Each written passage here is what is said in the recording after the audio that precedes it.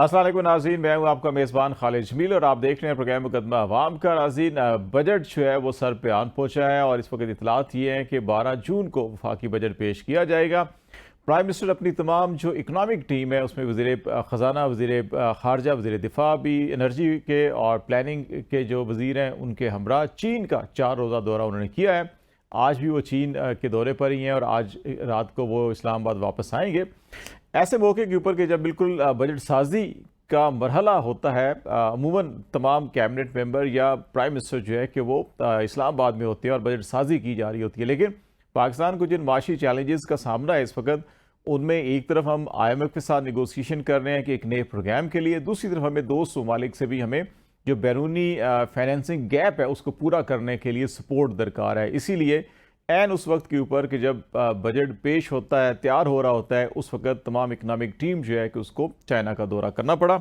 ये किस हद तक पाकिस्तान के प्राइम मिनिस्टर का और इकनॉमिक टीम का दौरा कामयाब रहा, इस हवाले से हम बात करेंगे। और इसके साथ साथ जो पाकिस्तान को इस वक्त पोलिटिकली जो चैलेंजेस दरपेश हैं, आज भी सवात में अपोजिशन जमातों ने जलसा किया और वो इस वक्त वफाकी हुकूमत या जो इस वक्त पंजाब की हुकूमत है उसके खिलाफ उनकी इलेक्शन नताइज को लेकर जो है वो बड़ी भरपूर कंपेन चलाना चाह रहे हैं। और शायद ईद के बाद जो है कि इसमें एक शिद्दत भी आएगी। JUI और PTI अपने निगोसिएशन कर रहे हैं, कुछ तहफ़्फ़ुज़ात खदशात दूर करके कि मिल के जो है कि एक बड़ी तहरीक चलाएं। तो इन हालात के अंदर पाकिस्तान कैसे आगे बढ़ेगा, या बजट जो है वो किस किस्म का हो सकता है, ये वो मौज़ूआत होंगे जिनमें हम बातचीत करेंगे। हमें ज्वाइन कर रहे हैं राना एहसान अफजल साहब, जो प्राइम मिनिस्टर के कोऑर्डिनेटर भी हैं। बहुत शुक्रिया राना साहब ज्वाइन करने का। बुनियादी तौर के ऊपर तो सबसे पहले ये बताइएगा कि इस वक्त तक जो आपके पास इतलात हैं प्राइम मिनिस्टर का जो विजिट है चाइना का, इसका बुनियादी मकसद और कितनी अचीवमेंट हो सकी इस दौरे में। बिस्मिल्लाहिर्रहमानिर्रहीम। देखें, सबसे पहले तो तारीख के हवाले से कि बजट के दौरान ये विजिट क्यों किया गया, ये देखें, जब टाइम सेट हो गया प्रेसिडेंट शी जिनपिंग के साथ और उन्होंने बुलाया प्राइम मिनिस्टर शहबाज शरीफ को, तो फिर बार बार हमारी तरफ से दरख्वास्त जाती कि ये टाइम तब्दील कर दिया जाए, वो अच्छा नहीं लगता। और चाइना जो है उसके साथ जिस तरह के हमारे गहरे तल्लुकात हैं, तो फिर ये मुनासिब नहीं समझा गया कि डेट को चेंज किया जाए।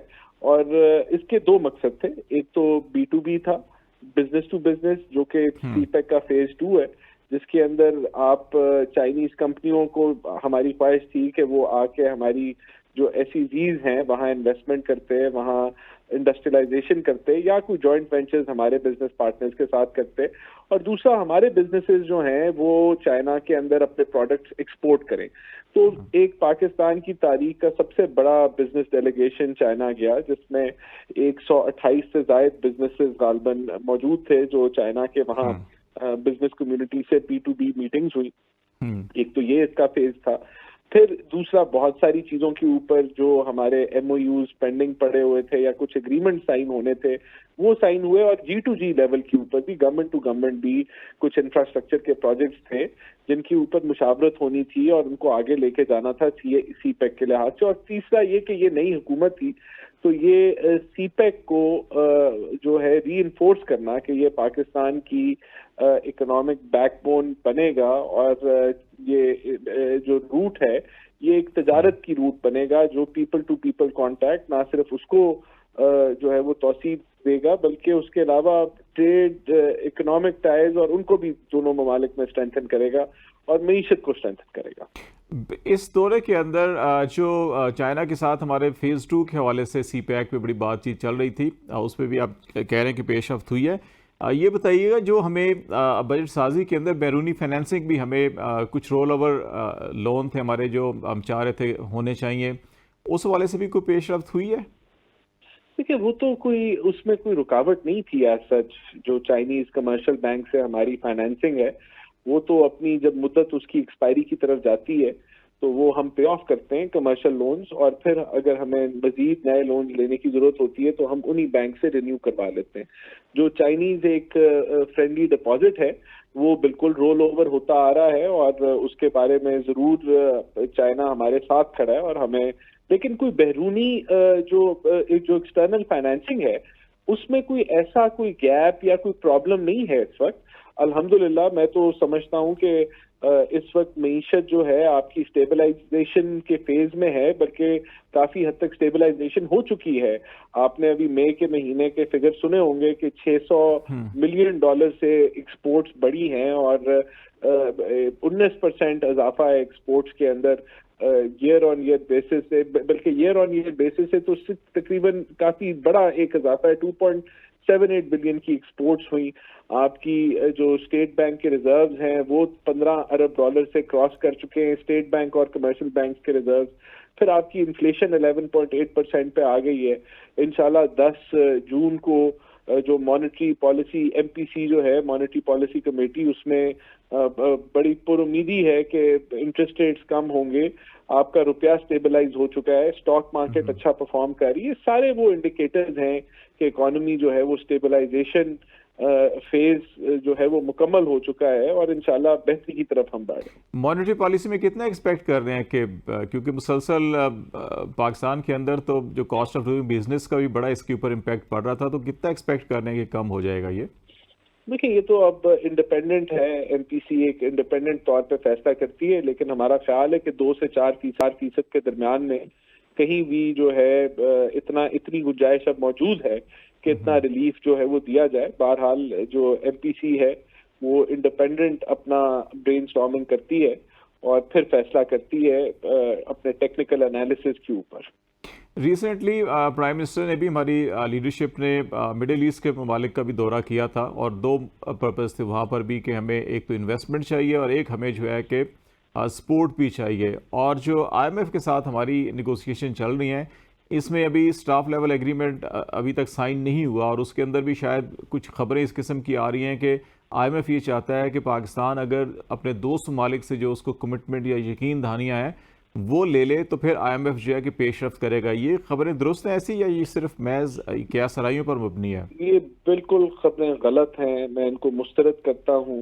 कोई ऐसी हकीकत नहीं है, कोई ऐसी शर्त नहीं है आईएमएफ की तरफ से कि कोई तुमालिक हामी भरे या कोई चीज करे। मैंने आपको बताया कि एक्सटर्नल फ्रंट पे कोई बड़ा चैलेंज मौजूद ही नहीं है फाइनेंसिंग का। और अब हमने देखें, ये तो प्राइम मिनिस्टर साहब ने यूएई की बहरहाल वहां कहा या कहीं उन्होंने बिल्कुल इसका जिक्र किया कि हमने कशकोल तोड़ दिया है और अब हमें इंशाल्लाह ताला बायलैटरल फाइनेंसिंग यानी कि अपने दोस्तों से उधारे पैसे मांगने नहीं पड़ेंगे। पाकिस्तान बाकी ममालिक की तरह अपनी एक्सटर्नल फाइनेंसिंग की नीड कमर्शियल बैंकिंग से या कैपिटल मार्केट से जो है वो रेज करेगा और हमें इंशाल्लाह ताला अब दोस्तों से मजीद जो जिस तरह का ट्रेंड पीटीआई ने सेट किया था कि जो आप अपनी बोरोइंग बायलैटरल लेवल पे बोरोइंग करते थे अपने दोस्त ममालिक से, वो उसकी हमें जरूरत इंशाल्लाह नहीं पड़ेगी। आईपीपीज की अदायगियों का इशू, जो एक चाइनीज़ जो यहाँ पे आईपीपीज हैं वो चल रहा था, बहुत सी खबरें पिछले दिनों से आ रही थी कि चाइना डिमांड कर रहा है कि वो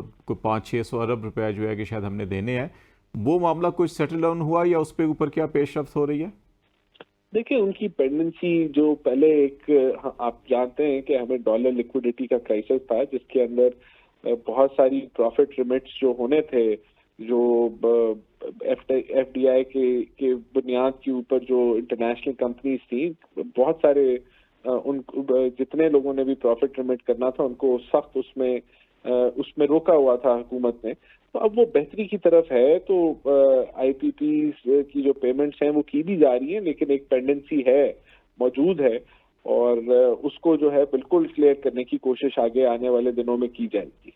नवाज शरीफ साहब ने भी आज जो बातचीत की मरी में, हमने जो सेनेटर्स के साथ देखी, उसके अंदर वो महंगाई के हवाले से बड़े कंसर्न थे उनके, और उनका ये ख्याल था कि आईएमएफ के साथ हमें मुआहदा करते हैं तो हमें बहुत सी कंडीशंस ऐसी लेनी पड़ती हैं जिसकी वजह से महंगाई के ऊपर असर पड़ सकता है। तो अभी भी जब आईएमएफ के साथ हम निगोसिएशन कर रहे हैं और बहुत सी उनकी ऐसी कंडीशंस हैं जिसकी वजह से इम्पैक्ट आ सकता है, तो आप क्या समझते हैं कि जो इस दफ़ा बजट होगा उसके अंदर जो टैक्स प्रपोजल्स या क्या ऐसे मेयर्स होंगे कि आप एक तरफ वो कंडीशंस भी होंगी, दूसरी तरफ आप एक आवाम को रिलीफ भी दे सकेंगे? देखिए, बिल्कुल ये चैलेंज है कि आपने आईएमएफ के मुआहदे को अंदर जाना है, लेकिन उस मुआहदे में जाहिर सी बात है हुकूमत ऐसी कोई शर्त नहीं मानेगी जो पाकिस्तान के मुफाद के खिलाफ होगी। और आईएमएफ भी आपको रिफॉर्म्स का कहता है।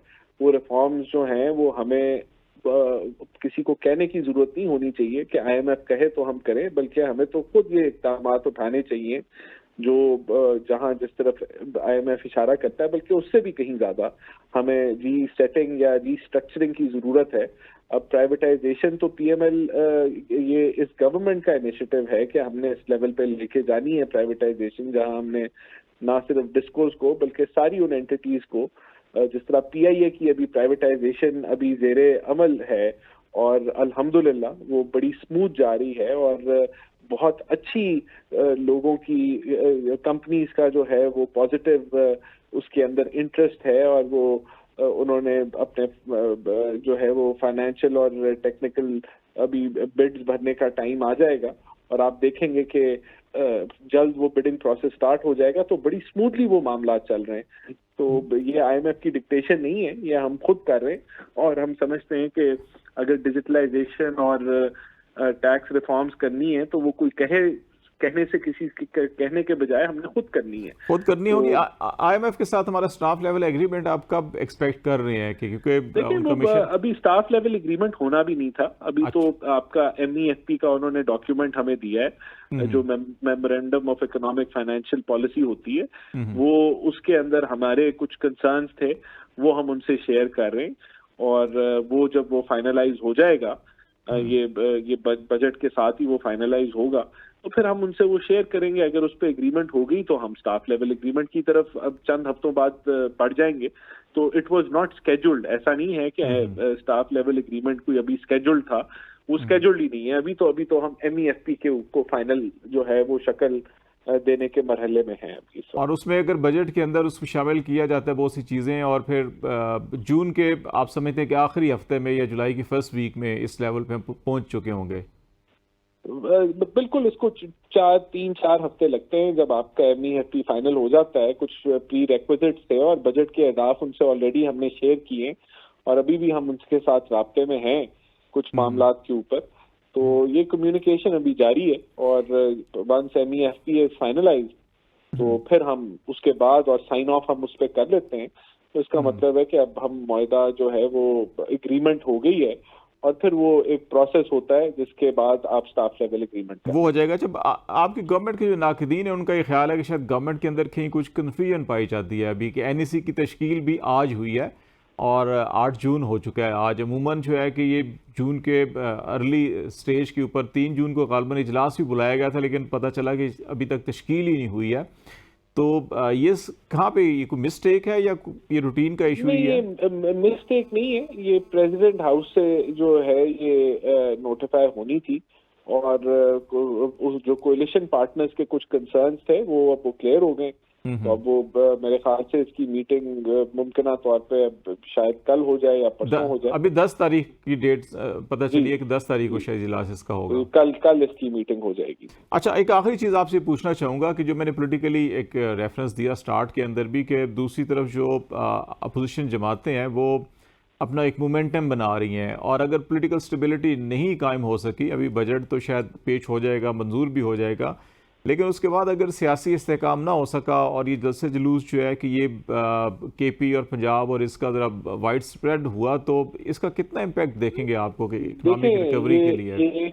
एक जमात जो है वो तुली हुई है, मखसूस जमात, कि इस मुल्क में पॉलिटिकल स्टेबिलिटी ना आए और उसकी वजह से इकोनॉमिक स्टेबिलिटी ना आए, और उनका खौफ ये है कि आज महंगाई 11.8% हो गई है। उनका खौफ ये है कि सूद की शरह कम होने जा रही है। उनका खौफ ये है कि एक्सपोर्ट्स बढ़ रही हैं। उनका खौफ ये है कि डॉलर और रुपया स्टेबलाइज हो गया है। उनका खौफ ये है कि पाकिस्तान IMF के मुआहदे में जा रहा है और इन्हीं जो खतरात की वजह से उनकी बेहद कोशिश है कि वो इस मुल्क में पॉलिटिकल इंस्टेबिलिटी लेके आए और इस मुल्क में चीज़ों को सेटल ना होने दें। इंशाल्लाह वो नाकाम होंगे।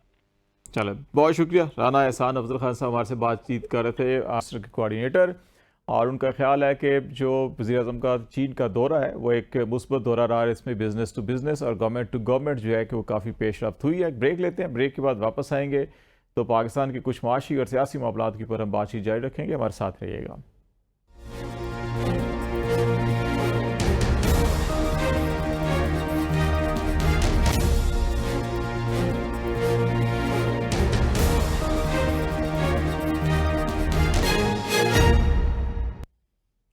वेलकम बैक नाज़रीन। प्रोग्राम के इस हिस्से में पाकिस्तान की कुछ सियासी सूरत हाल के ऊपर बातचीत जारी रखेंगे और कुछ जो कॉन्स्टिट्यूशन लीगल इशूज़ इस वक्त दरपेश हैं इंतखाबात और इलेक्शन ट्रिब्यूनल के हवाले से, वो भी ज़ेर बहस आएंगे। हमें पाकिस्तान तहरीक इंसाफ के सीनियर रहनुमा बैरिस्टर तैमूर मलिक साहब ज्वाइन कर रहे हैं। बहुत शुक्रिया मलिक साहब। एक तो पहली चीज़, आपकी जो पार्लिमानी पार्टी की लीडरशिप है उसका एक तनाज़ा चल रहा था। ज़रताज गुल साहिबा जो है कि वो फाइनली उनका नाम अप्रूव हुआ है और स्पीकर ऑफिस को भी भेज दिया गया और उनके साथ जैन कुरैशी साहब जो है कि वो डिप्टी लीडर हुए हैं। तो ये तो साउथ पंजाब के पास आगे, आप भी मुल्तान से हैं, तो ये जो इंडिकेशन हमेशा जब पीटीआई की जानिब से कोई भी तकर्री की जाती है, केपी के अंदर जब अली अमीन गंडापुर साहब का नाम आया तो कहा गया कि इमरान खान जो है वो मुफाहमत या डील के हवाले से नहीं बल्कि एक एग्रेसिव उनकी पॉलिसी दिखाई दे रही है कि उन्होंने उनका नाम लिया।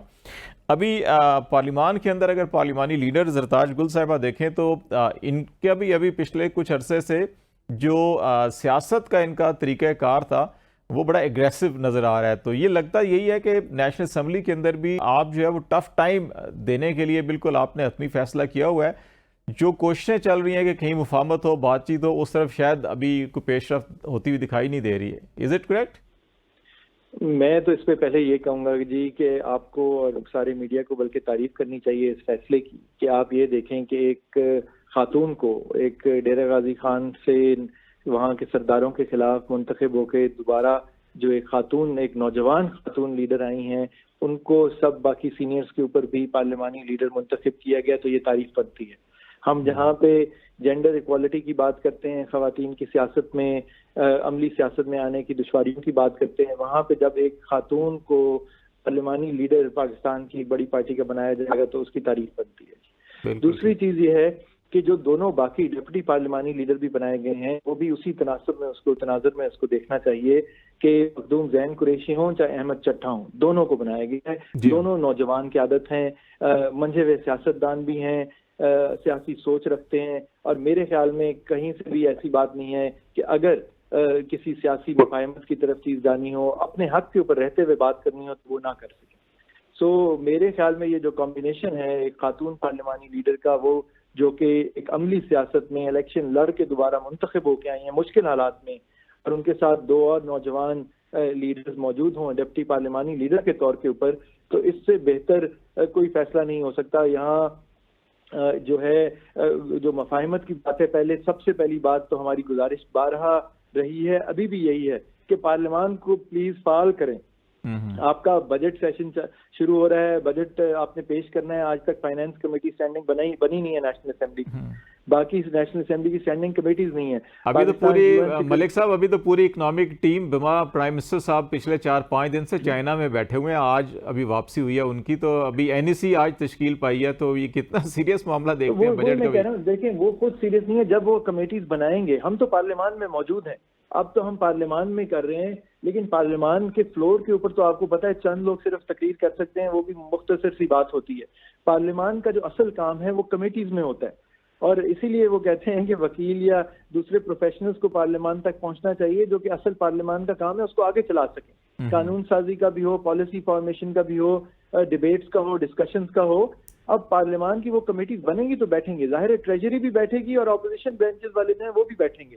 हमारा स्टोलन मैंडेट का जो अपना असूली मौकफ है वो जारी रहेगा, उसके लिए हम अपनी जिद्दोजहद जारी रखेंगे और उससे पीछे नहीं हटेंगे। लेकिन जो हमारे 93 के करीब मेंबरान इस वक्त मौजूद हैं, हमारा मखसूस नशिस्तों का केस अभी चल रहा है, इंशाअल्लाह मखसूस नशिस्तें भी मिल जाएंगी, तो ये एक बहुत बड़ी तादाद होगी। अच्छा मलिक साहब, ये बताएं कि जो ये पार्लिमानी लीडर और डिप्टी पार्लिमानी लीडर जो दो मुकर्रर हुए हैं, आपने जिसकी निशानदेही भी किया है कि सारे नौजवान हैं, एक तासुर ये जो बना था कि पीटीआई में जब ये सारी अखाड़ पछाड़ हुई 9 मई के बाद, तो बहुत से जो पुराने लोग थे वो पार्टियां बदलने में एक्सपर्ट भी होते हैं, वो उड़ भी गए, कुछ ने स्टैंड लिया, बर्दाश्त की सोबतें, और ये ख्याल तस्वर किया जा रहा था कि बड़ा इतराज़ होता था कि इलेक्टेबल की सियासत खान साहब को नहीं करनी चाहिए। तो तहरीक इंसाफ हमेशा से जो है कि एक नई लीडरशिप की बात करती थी, ये कि ग्रेजुअली अब उस तरफ लगता है पीटीआई का माइंड बन गया है कि ज़रा जो नए लोग हैं उनको आगे लाया जाए और उनकी लॉयल्टी भी होगी और शायद उनके अंदर जज्बा भी होगा।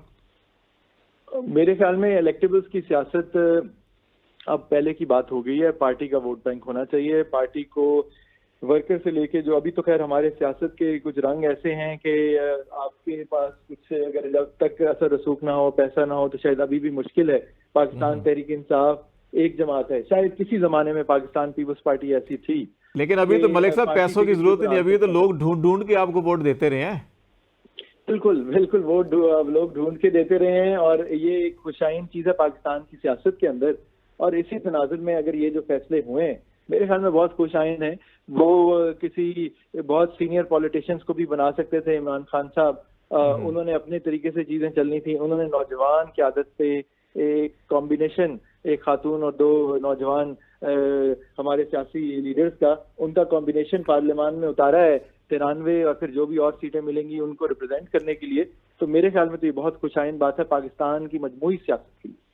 मलिक साहब, आपका प्रोफेशन वकालत है और अभी जो चैलेंजेस लीगल दरपेश हैं आपकी जमात को भी, ख़ास तौर के ऊपर चलें बखसूस नशस्तों का जो मामला है वो तो किसी किनारे दिखाई दे रहा है कि लग जाएगा, लेकिन जो असल मामला आपका अभी फॉर्म 45 और 47 वाला इलेक्शन ट्रिब्यूनल का मामला है और जिसमें सदारती हुक्मनामे के जरिए तरमीम भी की गई है और अभी हमें इस्लामाबाद के अंदर अमली तौर के ऊपर इलेक्शन कमीशन जिस तरह से एक्टिव हुआ है और बहुत जल्दी में उसने 2-3 हेयरिंग करके फैसला भी महफूज कर लिया है, उससे तो दिखाई देता है कि ये जो पूरा निज़ाम है वो आपको आपके फॉर्म 45 की बुनियाद के ऊपर नशिस्तें वापस देने के लिए तैयार नहीं है। तो फिर आप क्या करेंगे?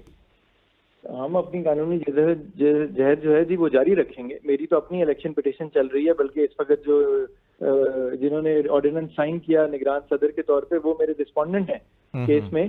हम मामला बिल्कुल चलाते रहेंगे। इलेक्शन कमीशन का जो भी फैसला है उसके ऊपर हाई कोर्ट में अपील जाती है। जो इलेक्शन पिटीशन है वो इलेक्शन ट्रिब्यूनल जो कि हाई कोर्ट के हैं उनमें ऑलरेडी चल रही हैं। अगर वो भी कोई बुनियादी गलती कर देते हैं तो उसके बाद सुप्रीम कोर्ट ऑफ पाकिस्तान मौजूद है। ये मामला यहाँ खत्म नहीं होगा जी, ये चीजें चलेंगी और हमें कोई अपनी सीट का मामला नहीं है। अब हमें लाखों लोगों ने पूरे पाकिस्तान में वोट दिया, मुंतखब किया अपने अपने हलकों से, तो जाहिर है हमने हमारे पे एक बोझ है, एक जिम्मेदारी है उन लोगों के बिहाफ के ऊपर जिन्होंने गर्मी के अंदर मेरे बाई इलेक्शन में या फरवरी में वैसे ठंड पे निकल कर कई घंटे खड़े होकर वोट डाले, तो उनके वोट की हिफाजत तो करनी है हमने और स्टोलन मैंडेट का पीछा करना है, अदालती तरीके से करना है और वो हम कर रहे हैं।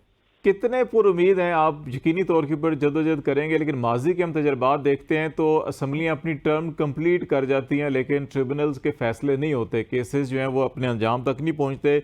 और अब तो जो इलेक्शन कमीशन है और जो आरओज़ हैं और जो विनिंग कैंडिडेट्स हैं, हमें सिर्फ एक एग्जाम्पल इस्लामाबाद की 3 नशिस्तों की मेरे सामने है, तो अगर यही तर्ज अमल बाकी जगह के ऊपर रहा तो फिर तो आपको शायद 10 साल भी लग जाएं तो ये फैसले इन्होंने देंगे। तो आप फिर कितने पर उम्मीद है कि अपनी इससे देखें, ये अभी पिछले हफ्ते की सिर्फ बात है। साइफर केस के बारे में भी यही कहा जाता था कि कुछ नहीं होगा। हम 2-3 दफा रीट्रायल में गए लेकिन इवेंचुअली फैसला हुआ और हम सुरखरू हुए उस केस के अंदर। ठीक है, तो मेरे ख्याल में उम्मीद तो रखनी चाहिए अदलिया के साथ, इंसाफ के निज़ाम के साथ, और उसको टेस्ट करना चाहिए, उसको परसू करना चाहिए पूरी तरह। इवेंचुअली जो है जजों ने, खासतौर पे जो आला अदलिया के जजेस हैं, उन्होंने जो सबके सामने ओपन हेयरिंग्स होती हैं, जो फैक्ट्स रखे जाएंगे, जो कवानीन और जो केस लॉ रखा जाएगा उसके मुताबिक ही फैसला करना है, ना कितना लटकाएंगे।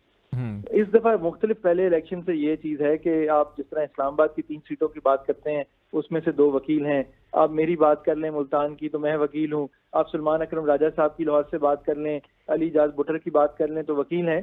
तो इस दफा वकील परसू कर रहे हैं चीजों को, तो ठीक है ये लटका सकते हैं लेकिन कभी कहीं ना कहीं जाके तो इंसाफ मिलेगा। अच्छा, मैं यही कहूंगा मकसद जो है वो सीट सिर्फ वापस लेना कल नहीं है। मकसद जो है वो इंसाफ का निजाम जो है उसमें अवाम का भरोसा बढ़ाना भी है और एक हक के ऊपर खड़े रहना भी है। अब उसमें अगर थोड़ी देर लगती है तो सियासत जो है वो पेशेंस का भी नाम है, तो वो पेशेंस भी हम दिखा रहे हैं और दिखाएंगे। अच्छा, और पाकिस्तान की बेहतरी के लिए इसके लिए चलते रहेंगे। एक चीज़ और बड़ी अहमियत की हामिल है कि हुकूमती हलकों के अंदर इस चीज़ पे इत्मीनान का इजहार किया जा रहा है कि लाहौर हाई कोर्ट के चीफ जस्टिस साहब जो हैं कि वो सुप्रीम कोर्ट में आ जाएंगे और जितना वो स्टैंड ले रहे थे इलेक्शन ट्रिब्यूनल्स के क़याम के हवाले से और फिर इंसदाद दहशतगर्दी के जजेस की तकर्री के हवाले से, तो अब हुकूमती हलकों में ये इत्मीनान है कि शायद उनके बाद जो नए चीफ जस्टिस बनेंगे तो उनको मैनेज करना आसान हो जाएगा। ये किस हद तक खतरनाक ट्रेंड आपको नजर आता है या आप समझते हैं कि नहीं? पहली बात ये अनफॉर्चुनेट है कि ये तासुर भी बने कि कोई चीफ जस्टिस किसी हाई कोर्ट का इतना सीनियर आईनी ओहदेदार जब वो बने तो वो मैनेज हो सके। ये अनफॉर्चुनेट बात है, ये नहीं होना चाहिए। और शख्सियात से बढ़कर इदारों का एहतराम होना चाहिए, इदारों की अपनी इंडिपेंडेंस होनी चाहिए। अदलिया आज़ाद है, हमारी एक बड़ी हमारी नहीं बहुत सारे कैंडिडेट्स की एक दरख्वास्त है कि 100 से ऊपर अगर इलेक्शन पिटिशन दायर हुई हैं तो 2 जजेस तो सिर्फ नहीं सुन सकते। आप अपने हाई कोर्ट के मजीद जजेस को असाइन करें एज इलेक्शन ट्रिब्यूनल्स और ये मामला आगे चलाएं, जो कि चीफ जस्टिस ने 6 जजेस को किया भी। लेकिन फिर ये अब ऑर्डिनेंस ले आए कि जनाब रिटायर्ड जजेस भी लगा सकते हैं। रिटायर्ड जजेस तो उनका तो अपना इंटरेस्ट क्रिएट हो जाएगा इसमें, उनको तनख्वाहें और मराद तब तक मिलेंगी जब तक ट्रिब्यूनल्स की हियरिंग चल रही होंगी, तो वो जल्दी कैसे खत्म करेंगे? तो बड़ा इसमें एक बुनियादी फ्लॉ है और ये मामला वो चैलेंज भी हो चुका है इस्लामाबाद हाई कोर्ट में भी और लाहौर हाई कोर्ट में भी। मेरे ख्याल में उसमें भी आगे चीज चलेगी, आगे सुप्रीम कोर्ट भी जाकर सुप्रीम कोर्ट भी देखेगा। इन मामलों को देखना पड़ेगा, लेकिन हम असूली कानूनी बात कर रहे हैं, हम कोई जातियात पे बात नहीं कर रहे हैं। अगर इनको लगता है कि जी चीफ जस्टिस बदलने से उनके हक में चीजें चली जाएंगी तो बड़ी अजीब बात है। ठीक नहीं। अच्छा, एक आखिरी चीज मलिक साहब पूछना ही चाहूंगा कि आप क्योंकि बैरिस्टर हैं, वकालत के शोबे से हैं, तो लीगल बैटल की आप बात करते हैं, ज़्यादा इंसिस्ट करते हैं उसके ऊपर, लेकिन पाकिस्तान के अंदर जब तक एक पॉलिटिकल प्रेशर नहीं क्रिएट होता, मामलात आगे नहीं बढ़ते। तो अभी जो आपकी जो पैरेलल एक पॉलिटिकल मूवमेंट है, आज सवात के अंदर जलसा भी हुआ, तो आप ये देख रहे हैं कि ईद के बाद या आने वाले चंद हफ्तों के अंदर इसके अंदर कुछ जान पड़ेगी? क्योंकि अभी तक आप एक हफ्ता, 2-3 हफ्तों के बाद एक जलसा होता है, कोई मोमेंटम इसमें बनेगा कि एक पॉलिटिकल प्रेशर भी क्रिएट किया जा सके ताकि अपने उन मकासद को हासिल कर सकें आप? देखें, सियासी अमल और सियासी जिद्दोजहद तो जारी रहनी चाहिए, वो किसी भी माशरे के लिए एक हेल्दी साइन है, हेल्दी एक्टिविटी है। मैं तो ये भी कहूँगा, मेरा बाई इलेक्शन हुआ और कुछ हुआ नहीं हुआ तो उसमें मुल्तान शहर में बहुत इकोनॉमिक एक्टिविटी जनरेट हुई हर तरफ से। ठीक है, अभी भी अगर सियासी इस तरह की कोई एक्टिविटीज होती हैं, पूरे पाकिस्तान में होती हैं, तो हमारा जो मईशत है उसको थोड़ा फायदा ही हो सकता है इन चीजों से। और वैसे भी लोग अपना गुस्सा एक जमहूरी आईनी पुरअमन तरीके से निकालते हैं और ये होना चाहिए। बहुत शुक्रिया। होना चाहिए।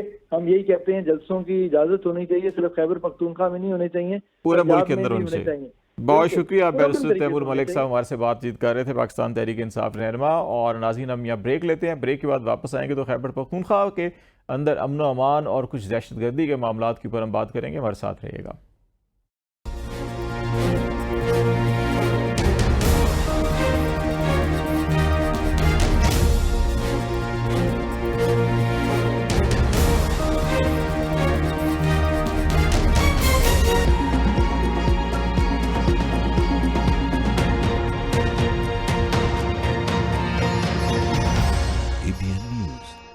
की सोच।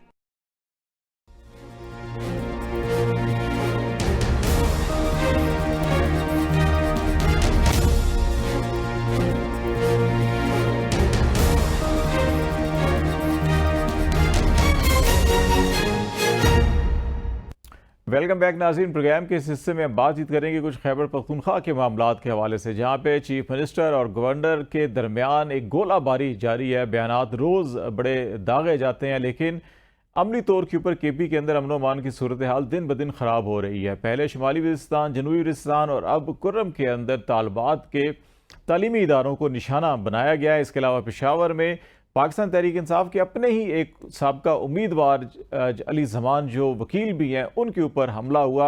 और फिर दूसरी तरफ जो खैबर पख्तूनख्वा की असम्बली ने करारदाद पेश मंजूर की थी 1 माह कबल कि 9 मई के वाक़यात के हवाले से अदालती तहकीकात की जाएंगी, लेकिन अभी तक उसके ऊपर क्या पेशरफ्त क्यों नहीं हो सकी, ये वो मामलात है जिसके ऊपर हम बातचीत करेंगे। फरीदुल्लाह खान साहब जो पेशावर में हमारे ब्यूरो चीफ हैं, वो हमें ज्वाइन कर रहे हैं, और उनके साथ साथ फ़खर काका खेल सीनियर जर्नलिस्ट हैं, उन्होंने भी हमें ज्वाइन किया है। फरीदुल्लाह साहब, पहले से सबसे पहले आपसे ये पूछते हैं कि ये जो एक नया तो ट्रेंड नहीं है, ये बदकिस्मती से खैबर पख्तूनख्वा में एक तवील अरसे से तालिबात के बच्चियों के तालीमी इदारों को टारगेट किया जाता है, और ये अभी फिर दोबारा से हम देख रहे हैं कि पिछले चंद दिनों के अंदर ये तीसरा वाक़या जो कुर्रम में हुआ है। तो इसके पीछे क्या मुहर्रिकात क्या हैं? बाज़ जगहों से कहा जा रहा है कुछ डिमांड्स हैं या कुछ मुतालबात हैं या तहफ़्फ़ुज़ात हैं, क्या मामला चल रहा है ये?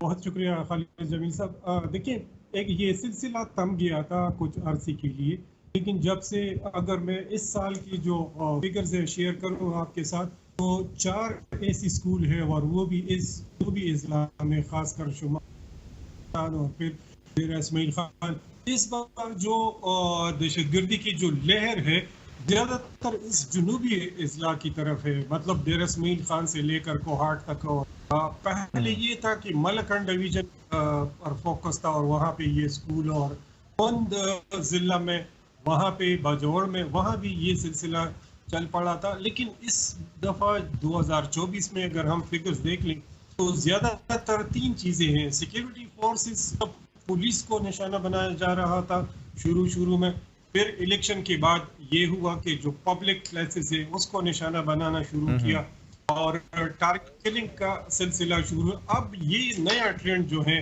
ये इसमें 2 चीज़ें हैं, एक जो एजुकेशन के स्कूल वगैरह है वो, और सेकेंडली जो पोलियो के लोग हैं, जो पोलियो में पुलिस एहलकार वर्कर हो गए, उनको निशाना बनाया, वो तेज हो गया बाजौड़ में भी। और इवन पेशावर में 2 पुलिस एहलकारों को टारगेट किया गया।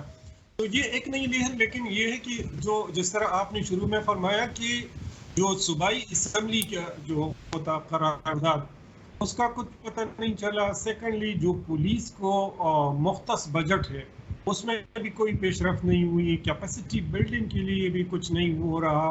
तो पुलिस में जो कमी है, जो तादाद में कमी है, मतलब मैं पेशावर का आप ले लें कि आबादी बढ़ती जा रही है, बहुत सारे लोग IDPs की सूरत में यहाँ आए पेशावर और यहाँ से वापस नहीं गए। तो पेशावर में स्नैचिंग और ये जो चीज़ें हैं, स्ट्रीट क्राइम्स, वो बढ़ती जा रही हैं। लेकिन ये है कि इसकी कैपेसिटी बिल्डिंग है वो भी नहीं, तादाद भी, जो अबाबिल स्क्वाड है वो मुकम्मल नाम हो गया है। साथ में जो पुलिस है, खालिद जमील साहब, इस वक्त मतलब बहुत सारे लोग ऐसे हैं, रिटायर्ड ऑफिसर है, ब्यूरोक्रेट है, पॉलिटिशियन है, जो रिजर्व पुलिस है, उनमें से बहुत सारे ड्यूटियां वहाँ लगाई है प्रोटोकॉल। और मतलब इसके अंदर इंतजामी भी और कुछ सियासी भी और कुछ माली मामला जो है वो बिक से हुए हैं। फ़खर का ख्याल, आपसे भी मैं इसी के ऊपर एक कमेंट लेना चाहूँगा कि माजी में हमने देखा कि ये तवातर के साथ, जैसे अभी फरीदुल्लाह भी कह रहे हैं कि ये मालाकंडियाई साइड के ऊपर ज़्यादा रुझान था, तालीमी इदारों को, बच्चियों को टारगेट जो किया जा रहा था। अब ये सदरन पार्ट के ऊपर चला गया, डेरा इस्माइल खान से लेके कोहाड़िया कुरम जो है वो भी आप देख रहे हैं, वज़ीरिस्तान भी देख रहे हैं। तो ये जो शिफ्ट आया है इसकी क्या वजह हो सकती है? क्या इसके अंदर कुछ सियासी मकासद भी हो सकते हैं, या ये प्योरली वही दहशत गर्दी का ट्रेंड जो माजी में हम देख रहे थे वही है जो शिफ्ट हो रहा है इधर से उधर? खालिद जमील साहब, गुजारिश ये है कि मैं हमेशा से ये कहता रहा हूँ, खुसूसन अगस्त 2021 के बाद कि एक नई जंग इस खित्ते में उसका आगाज हो चुका है। इस बार भी अगर आप ओवरऑल जिसको बिग पिक्चर कहते हैं अगर उसको देखें तो सेलेक्टिव टारगेट्स का जो मेथडोलॉजी है वो अडॉप्ट की गई है। यानी पहले आपको याद होगा जनाजों के ऊपर भी अटैक होते थे, बाजार में भी होते थे, रोड्स पर भी होते थे, और जो पब्लिक रिस्पॉन्स होता था वो काफी शार्प और नेगेटिव होता था।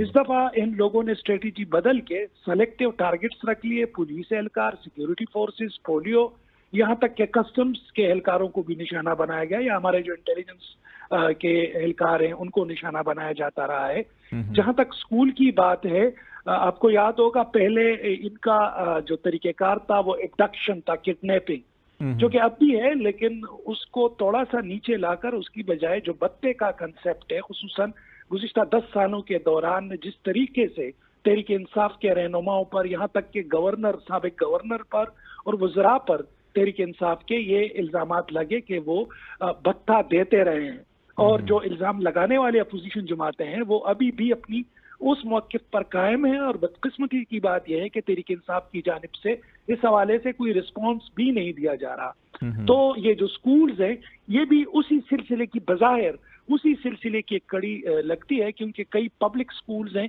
जिनको भत्ते की कॉलें मौसूल हुई, धमकियां मौसूल हुई, और उसके बाद उन स्कूलों को उड़ाया गया। लेकिन इसका अल्टीमेट जो इम्पैक्ट निकलेगा खालिद जमील साहब, वो इस तरह होगा कि अगर, जैसे कि मैं एक स्कूल की मिसाल देता हूँ, शबकदर में एक स्कूल था जो 2009 में बम से उड़ा दिया गया, और फिर मैंने उसके ऊपर स्टोरी थी कि 2014 में क्या वो बना था, नहीं बना था, वो नहीं बना था, और उसके जो बच्चे और बच्चियां उस स्कूल में जो पैदा हो गए थे, जाहिर बात है 5 साल बाद अगर 2019 में कोई बच्चा पैदा हुआ है तो 2014 में उसको स्कूल जाना है, लेकिन वो मैंने देखा कि मुकामी जो अनरजिस्टर्ड सेमिनरीज मदारिस थे वहां पर, क्योंकि जाहिर बात है वालिदैन कहते हैं कि ये बच्चे कुछ ना कुछ पढ़ लें, स्कूल अगर करीब नहीं है तो दीनी तालीम ही हासिल कर लें। तो इसी तरीके से मुझे लग रहा है कि इसके फ्यूचर के इम्पैक्ट इन स्कूलों की बर्बादी के ज्यादा होंगे। मतलब रिक्रूटमेंट में इनको आसानी होगी, जाहिर बात है जब जो रिवायती तालीम है या साइंसी उलूम है अगर उनसे ये दूर रहते हैं तो अल्टीमेटली ये एक्सट्रीमिज्म की तरफ जाएंगे। तो मेरा अपना ये मानना है कि पॉलिटिकल जो आप जिक्र कर रहे थे ये उसकी वजह से नहीं है, लेकिन उसकी वजह से ये चीजें ग्रेविटी का शिकार हो रही हैं। अच्छा फरीदुल्लाह, आपकी तरफ मैं आऊँगा कि ये पेशावर के अंदर हमने CCTV फुटेजेस भी सामने आ चुकी हैं कि PTI के अपने ही एक जो उम्मीदवार थे सूबाई असम्बली के, उनके ऊपर जो अटैक हुआ बिल्कुल सरेआम, बिल्कुल सड़क के ऊपर हुआ है, CCTV फुटेज भी हैं। तो ये क्या वजह है कि PTI के रहनुमा जो है कि पेशावर जैसे शहर में भी उनको टारगेट भी किया जा रहा है और फिर कोई मुल्ज़मान को गिरफ्तारी के हवाले से कोई पेशरफ नज़र आई है आपको? शाम तक तो कोई ऐसी चीज़ डेवलपमेंट नज़र नहीं आ रही थी। बुनियादी तौर पर उसने अभी कुछ देर पहले जो रीडिंग हॉस्पिटल में बातचीत की है मीडिया के साथ, तो उन्होंने इल्ज़ाम लगाया है कि एक असिस्टेंट कमिश्नर है जो उस वक्त प्रिजाइडिंग ऑफिसर थी, और जो ये कह रहे हैं टेम्परिंग की फॉर्म 47 और 45 की जो बात कर रहे हैं, उन्होंने ज़्यादातर इल्ज़ामात लगाए हैं उस पे, और हमले का कसूरवार भी उनको ठहराया गया है कि वो चोरी से हमने इन्होंने वार किया है। तो ये बेसिकली वही सिलसिला है जो अभी उसने बातचीत की है कुछ देर पहले रीडिंग हॉस्पिटल में। तो ये एज सच उस जुमरे में नहीं आता, आल्दो कि उन्होंने कहा कि इस पे ये दफात को डाले जाए, लेकिन बुनियादी तौर पर ये वो जो शीट की थी उसी की वजह बताई जा रही है। तो ये कितना खतरनाक ट्रेंड है कि अगर तो रिटर्निंग अफसर या प्रिजाइडिंग अफसर जो है कि वो इंतज़ामी अफसरान तो हैं। अभी पिछले दिनों हमने एक फुटेजेस भी देखी थी जिसमें गालबन एक मीटिंग थी, उसमें कमिश्नर भी थे, डिप्टी कमिश्नर भी थे, और उसमें कुछ लोग उठ कर चले गए जी कि डिप्टी कमिश्नर साहब बैठे हैं, ये तो रिटर्निंग अफसर थे, इन्होंने फॉर्म 45 के अंदर अदल-बदल किया। तो ये क्राइसिस भी आपको नज़र आ रहा है KP के अंदर बहुत ज़्यादा? अगर ये सिलसिला चल पड़ा ब्यूरोक्रेसी, लेकिन अब तो वो तो एम्प्लॉई है, गवर्नमेंट एम्प्लॉई, जिस तरीके से उन्हें कहा जाएगा, वो इल्ज़ामात जो ये लगा रहे हैं, होना तो ये चाहिए कि उसकी इंक्वायरी का ये मुतालबा करें और प्रूव हो जाए, तो जिस तरह वो है तरीक़ेकार है उसके मुताबिक उन्हें सज़ा दी जाए, या मतलब अगर वो गिल्ट लगा इनको कि उन्होंने गलती की है, वहाँ की टेम्परिंग की है, तो जो कानून है जो इलेक्शन एक्ट में बिल्कुल है उसके लेकिन ये पर्सनल लेवल के ऊपर चीज़ें नहीं आनी चाहिए। क्यों फ़खर, आपकी इसके ऊपर क्या ओपिनियन है कि ये हमने जो पिछले दिनों फुटेजेस देखी और उस कमिश्नर ऑफिस के इजलास की, और फिर ये अगर आज इल्ज़ाम लगाया जा रहा है कि ये असिस्टेंट कमिश्नर साहब की इमा पर किया गया है, तो ये कितना संगीन मामला है? इंतजामी एतबार के ऊपर तो बड़ा चैलेंज होगा फिर हुकूमत को। देखें, जो अहम बात है वो नफरतें हैं, और सिस्टम को डिरेल और सिस्टम को कोलैप्स करने के लिए जो इस जमात की कोशिशें हैं, खुसूसन अली अमीन गंडापुर, आप इस्लामाबाद में बैठे हैं और अक्सर जो हमारे साथी हैं यहाँ से वो बयान देते हैं, वो फिक्रमंद हो जाते हैं। मुसीबत ये आ रही है कि अली अमीन गंडापुर को अपनी पार्टी के अंदर से ऐसे सिग्नल्स मिल रहे हैं कि जैसे कि वो विकेट की दोनों जानिब से खेल रहे हैं। उसके बाद वो हम उसका तल्ख लेजा देखते हैं, और वो जो डैमेज होता है, वो जो कहते हैं कि damage done is damage done, उसके बाद उसकी रिकवरी मुश्किल हो जाती है। ये जो सिग्नल सूबे से जा रहे हैं, मेरे अपने ख्याल में खालिद जमील साहब इस वक्त तमाम फरीकेन में अगर किसी की सोच में सीरियसनेस मुझे नजर आती है, या जो फिक्रमंद हैं, वो जो सिक्योरिटी इस्टेब्लिशमेंट है, क्योंकि उनके जवान भी शहीद हो रहे हैं अब रोजाना की बुनियादों पर। जहां तक पॉलिटिकल वेल है या पॉलिटिकल विजन है, मैं बराह रास्त वज़ीर आज़म साहब का नाम लूंगा। एक दफा भी उसने पेशावर का दौरा नहीं किया, जो सूबे इस सूरत हाल से दो चार है उसने भी आउटसोर्स कर दिया है, और अगर कोई रिप्रेजेंटेशन होती है तो वो वजीर दाखिला मोहसिन नकवी साहब के खाते में डाल दी जाती है। फिर शायद उन्होंने गवर्नर को कुछ चीजें छोड़ दी है, लेकिन गवर्नर साहब भी पिछले 4-5 दिनों से जो है कि वो लाहौर, मुल्तान, इस्लामाबाद तो विजिट कर रहे हैं, वो पेशावर वो भी नहीं जा रहे। बिल्कुल पेशावर, और मुझे ये सबसे बड़ी जिम्मेदारी इस वक्त जो चीफ एग्जीक्यूटिव है वजीर आजम, क्योंकि वही सियासी है। बलोचिस्तान के इश्यूज अगर आप देख ले, चमन बॉर्डर के, क्योंकि 2600 किलोमीटर तवील बॉर्डर पे दोनों सूबों की मईशत का दारोमदार है। इनको इस बात का एहसास नहीं है कि जब इक्तिसाद डाउन होगा और मिलिटेंसी ऑलरेडी राइज पे होगी तो इसी वजह से रिक्रूटमेंट में किस हद तक बढ़ोतरी आएगी।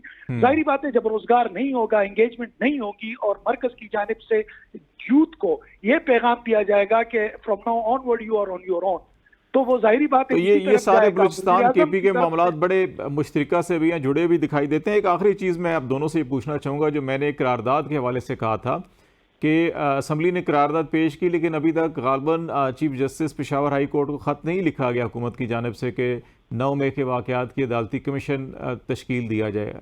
फरीद साहब ऐसा ही है, तो अगर नहीं लिखा गया तो उसकी वजह क्या है कि अभी तक क्यों नहीं है असम्बली की वो जो पोलिटिकल विल थी अवाम की नुमाइंदा असम्बली की अगर करारदाद है तो फिर तो ख़त लिखना चाहिए था। देखिए ये लोग बात तो कर लेते हैं, बयानात भी दे देते हैं, लेकिन मुश्किल ये है कि उसी परसू करना। मैं अगर आपको खालिद जमील साहब बताऊं कि कितने कवानीन इन्होंने बनाए हैं, और सबसे जो मुझे अच्छा लगा जो RTI का कानून है वो कोलैप्स है बिल्कुल। मतलब ये पीछे देखते ही नहीं है कि जो कुछ हमने कहा या जो कमिटमेंट की है अवाम के साथ उसको किस तरह परसू करें और आउटपुट ले कि उसकी आवाम को, जिस तरह फखर काखिल ने कहा कि सबसे बड़ी जिम्मेदारी प्राइम मिनिस्टर की थी कि कम से कम वो इन दोनों के दरमियान, देखें दोनों जमहूरियत है, दोनों जमहूरियत में शामिल लोग हैं, पार्लियामेंट में बैठे हैं दोनों। होना तो ये चाहिए कि कुछ सुलह सफाई करके और इस सूबे के अवाम को जो 40 साल से ये भुगत रहे हैं, कम से कम इन दोनों के दरमियान कोई बात करने वाला तो हो, जिस तरह हमारी रिवायात है, कोई जरगा हो, कोई बात करने। तो जितना भी मुश्किल आ रहा है वो सारा, देखिए चीफ मिनिस्टर डेर इस्माइल खान का, गवर्नर डेर इस्माइल खान का, IGP, मतलब जो पावर है 3 बंदे हैं वो सारे एक इलाके हैं, लेकिन इसके बावजूद भी वो मिलिटेंसी और वो भी नजर नहीं आ रही। फखर आपका भी इस पे इनपुट लेना चाहूँगा, वेरी क्विकली, लास्ट मिनट है, कि ये जो असम्बली की करारदाद थी वो इतनी गैर वक़्त है कि उसके ऊपर ख़त लिखना भी गवारा नहीं समझा, और ये तो इनका अपना इशू था कि ये तो हमेशा से कह रहे थे कि इसके लिए जुडिशल कमीशन बनना चाहिए, तो फिर क्यों नहीं ख़त लिखा गया? उसमें सबसे बड़े इशू जो है वो है कैपेसिटी का। वज़ीर आला साहब आज तक अपने चीफ सेक्रेटरी के साथ नहीं बैठे, तो उससे हम क्या तवक्को रखें कि वो सूबे की नुमाइंदगी करेंगे और सॉलिड फूटिंग्स पे करेंगे। वो असेंबली इजलास के दौरान जब सीरियस इश्यूज थे, जब बजट के इश्यूज थे, वो आए और KD नंबर 804 है कि क्या है, उसके लिए नारेबाजी की। बदकिस्मती ये है कि सूबे को ये एहसास हो रहा है और यहाँ की पॉलिटिकल जमातों को कि मरकज में नमनेस, इसका मतलब जो सिग्नल्स आ रहे हैं वो ये हैं कि नून लीग पंजाब की जमात थी और इस वक्त अमलन इस मुल्क के ऊपर पंजाब की हुक्मरानी है, बाकी सूबों को एलिमिनेट किया गया है। ना बलूचिस्तान की कोई सुन रहा है, ना खैबर पुख्तनख्वा की कोई सुन रहा है। मेरे ख्याल में ये एक संगीन और इंतहाई परेशान कुन सूरत हाल, एज ए रिपोर्टर अगर मैं देखता हूँ, मेरी तारीख में मैंने ये सूरत हाल नहीं देखी जितना कटाव का शिकार है मरकज से सूबा। और इसको फौरी तौर पर एड्रेस होना चाहिए। बहुत शुक्रिया फ़खर काखिल आपका, फरीदुल्लाह खान साहब आपका भी बहुत शुक्रिया। नाज़रीन, यकीनी तौर के ऊपर फेडरेशन के अंदर मुख्तलिफ इकाइयाँ होती हैं और फेडरेशन और इकाइयों के अंदर हम मांगी होगी तो मामलात आगे बढ़ सकेंगे। इस पर फौरी तौर के ऊपर जो नेशनल लीडरशिप है और सूबाई लीडरशिप है उनको ज़रूर सोचना चाहिए। आज तक के लिए इतना ही। खालिद जमील को इजाज़त दीजिए। अल्लाह हाफिज़।